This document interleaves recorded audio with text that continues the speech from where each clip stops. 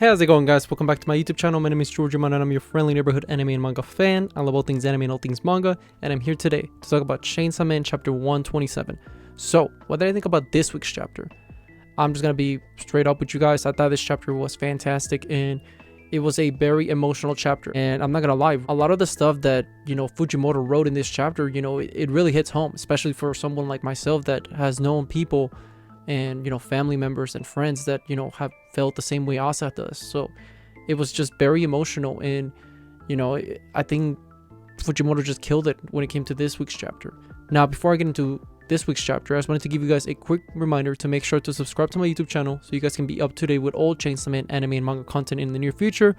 I would really appreciate it if you guys could subscribe to my YouTube channel. It really helps out a lot, so if you guys could, please subscribe to my YouTube channel. Now, with that being said, let's get into this week's chapter. So the chapter picks up where we left off last time, which is pretty much the Falling Devil confronting Asa. And what we see is that the Falling Devil is just, she's attacking Asa, and Asa's just, holding for dear life. And the Falling Devil, she catches Asa, and she tells Asa straight up, like, hey, just, like, die. Like, that you don't care, like, about what happens to your life. You never had a real, thrive to live anyway. Like, I can tell by the way your muscles move, I could tell that your biggest concern is the fear of falling, and but you falling itself is not scary. You don't care about life. And it was very sad because we know that Asa has been down for the majority of the series, and she's been through a lot of trauma, a lot of tragedy, and just seeing her, up to this point in her life just be at her absolute lowest, it was just very heartbreaking. And what we see is that Asa starts just thinking about all the tragedies that's happened to her life, and you start seeing the flashbacks of her cat, the lady that killed her cat, and then you see Yuko. You just see all of these tragedies and sadness that has overtaken Asa, and you see her just let go and start falling down, and she starts being lifted, and she's ready to just die pretty much. And what we see is that an inner monologue scene that I thought it was amazing, and it was very heavy. You see just Asa just being like, I just wish there was one thing that I could have been able to achieve while I was living. I don't care if it was only for one person. I just would have loved if one person would have, and then it cuts off.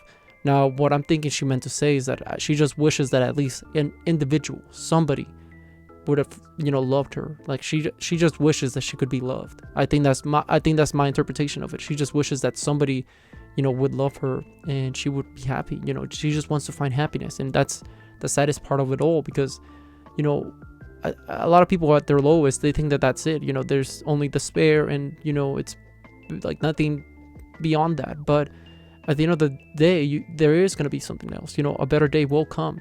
You just gotta, raise your head up and make sure that you keep fighting. And what we see is just the moment where, Asa is just about to be ready to give up. Who takes her hand? But Denji's there, and he saves her. And, Asa's like, what the? And you see just Denji being like, hey, like, are you okay? And Asa's like, let go of me. Like, I'm fine. Like, I just let me die. Like, I have nothing else to live for. Asa just says pretty much like, I'm sick and tired of just letting people down. Like, she's just so fed up of being let down herself as well, and she just wants to end it all.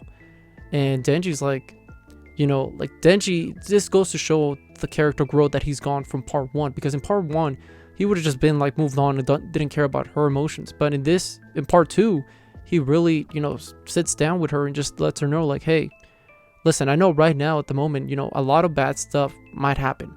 I know that currently, just as you think good things are happening, out of nowhere, just a bunch of bad things are happening. And, it really takes a toll on you. And it sucks. I'm not going to deny it. It does suck. But, you just got to force it through and, keep pushing.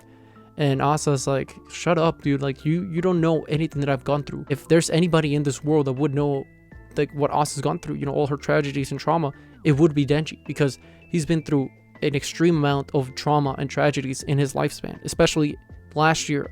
Just his interactions with what happened to Aki, Power, Himeno, every person that he's ever cared for, Reese, every person, Makima, betraying him, every good thing that happened in his life got turned upside down and taken away from him. Like, and if there's anybody that would relate to Asa, it would be him. And I just I think this moment where Denji's there to comfort her and make sure, like, tell her pretty much, life can suck, and it will suck. I'm not gonna say that it won't suck, but you just gotta keep pushing forward, because that at the end of the day, you just gotta make sure that like you overcome this. Like, and Asa eventually tells Denji, like, hey, like, you talk about all this, like, have you gotten over like your trauma and all this stuff? And Denji's like, no, I haven't. Like, I still haven't, but I gotta keep trying. Like, and I at least you see that Denji, just because he's moved on doesn't mean that still doesn't hurt him.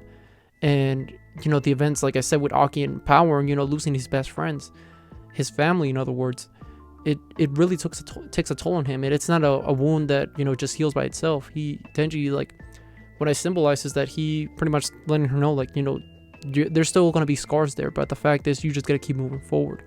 And I just think this was an amazing chapter for Denji, because you got to see so much of his growth as a character, because now he's mature. Like, okay, he's still immature in some aspects, but he's mature as an individual, in the sense that he can relate to people from life experiences themselves. He can let them know, like, hey, I know what you're going through, and I can just tell you right now it gets better. And I thought that was amazing. And when we end the chapter, and Asa's like telling Denji, like, what keeps you going? Like, why? Like, cause you're so positive right now. And then Denji's like, you know what? I cannot give up. Like, no matter how hard it might be to, like, move on with life, I still gotta keep fighting, because I have a goal. And Asa just tells Denji, like, well, what's your goal, dude? Like what makes you keep going? And Denji's like, it's this one thing that I gotta keep fighting for. And no matter how hard or impossible it might seem, it's a thing that I have to absolutely fight for.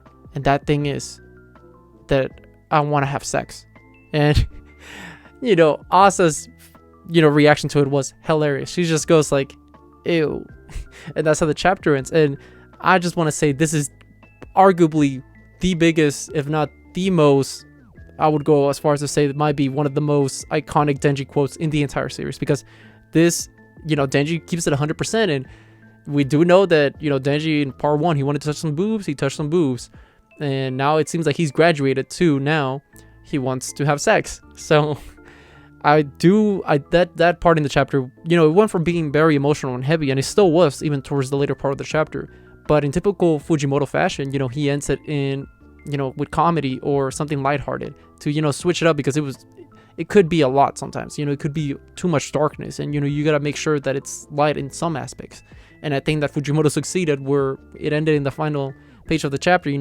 It brought his audience back to, like, okay, we're up to here, now we're gonna slow it down a bit and just be lighthearted, because it was a lot with that emotional stuff with Asa and her depression. And I do appreciate that, and I just think Fujimoto's an exceptional writer, the way that he writes his characters. And I just think that this chapter, it's a prime example of that. Now, what I think it's going to happen from here onward, I think what's going to happen is that Denji is going to either reveal himself as Chainsaw Man to Asa, or Asa is going to find that out. Because I just think that something as like Denji and Asa being together, I think this is inevitable. I think we're just, laying the foundation for that, because these two individuals, they really did care for each other. Asa, I would argue that she loves Denji still, because she did, feel so much for Denji. And due to the Nayuta situation, Denji had to put that in the background. But I think, Denji is going to have to step up and tell Nayuta, like, listen, if you really love me, let me be with Asa, because you're happy.